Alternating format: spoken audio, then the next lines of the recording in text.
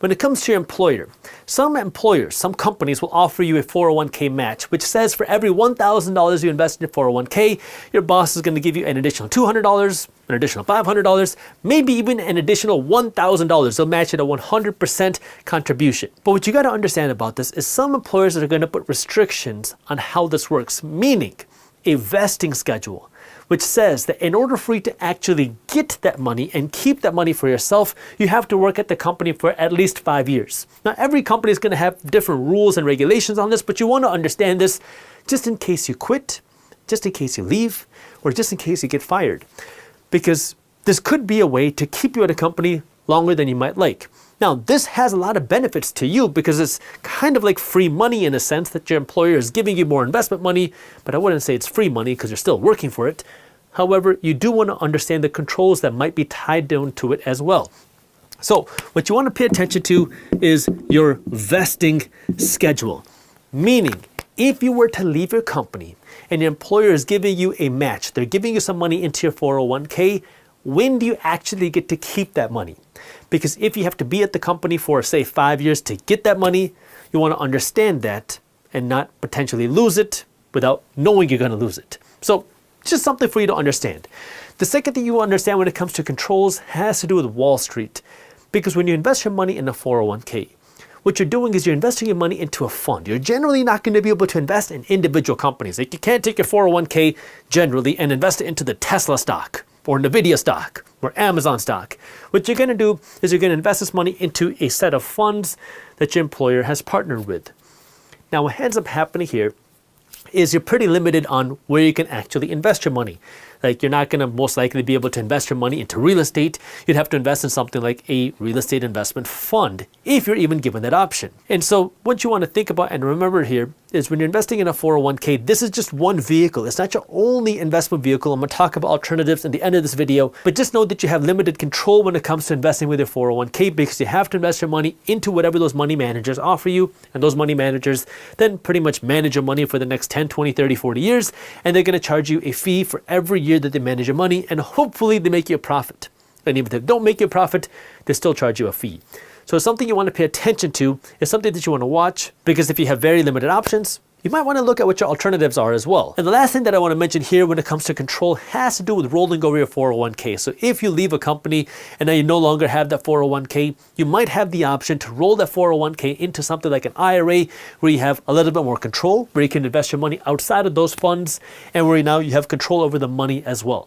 So something for you to think about, especially if you're moving from one company to another, where you're moving over 401ks as well. The fourth thing that I want you to understand has to do with limitations. And this used to be one of my biggest issues with 401ks. I've kind of softened up to them a little bit more over the past number of years, but I used to be very against 401ks. And the reason was because you were very limited on your investment options.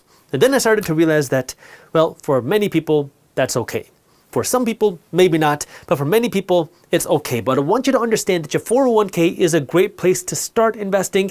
It's not where you want to stop investing. This is your beginning to invest fund. This is that tax-deferred account to get you started with your investments, but this should not be your only or sole investment fund.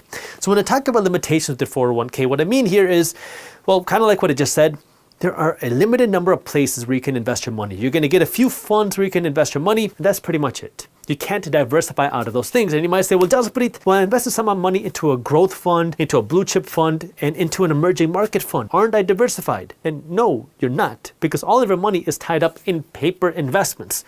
All of your money is tied up with money managers on Wall Street. So if the stock market crashes, all of your funds go down. Maybe some will go down more than others, but you get hurt when the stock market goes down. That's not real diversification. And this is where I want you to understand that when it comes to your 401k, it's a great place for the average person to start investing. But it's a horrible place to keep all of your investments, because you gotta have some more investments outside of your 401k. That might include investing your money outside of your 401k into an IRA or into individual stocks, into your self-directed account. That might mean investing your money into real estate. That might mean investing your money into startups. That might mean investing your money into other alternative assets outside of these basic investments. but you have to invest your money outside of your 401k as well. So don't treat your 401k like your only investment, make it the beginning investment. And this brings me to number 5, the alternative to your 401k, because the 3 asset classes that have built more wealth than anything else in the United States over the last century are stocks, real estate, and businesses. Now, your 401k is one way that you can invest in stocks, but it's not enough. What are other ways that you can invest in stocks? Well, you can invest in stocks through something like an IRA. But that's also not the only way. You can invest in stocks yourself by opening up a brokerage and then investing in something like an index fund, a mutual fund, or an ETF. These are 3 ways to invest in groups of companies instead of investing in individual companies. You can also invest in individual companies using different brokerages, because now you can invest in companies that you believe in. But I think for the majority of America, 98% of America, you should be sticking with funds. For the 2% of America that wants to be a little bit more sophisticated, that wants to be a little bit more involved with their investments, well, then you can consider investing in individual companies. Another way is you can invest in real estate. Now, when you invest in real estate, you're looking to buy properties not to live in yourself, but to rent out to other people. This could be single-family homes. These can be apartment complexes. These can be office buildings. These can be retail buildings. These can be mixed-use buildings. These are properties you're buying not to live in or use yourself, but to rent out to other people. The third thing you can do is invest in businesses. Now, again, when you invest in stocks, you're investing in a business, but these are non-publicly traded companies. So this could be your own company. This could be other startups. There are brokerages and funds on the internet which allow you to invest in other startups.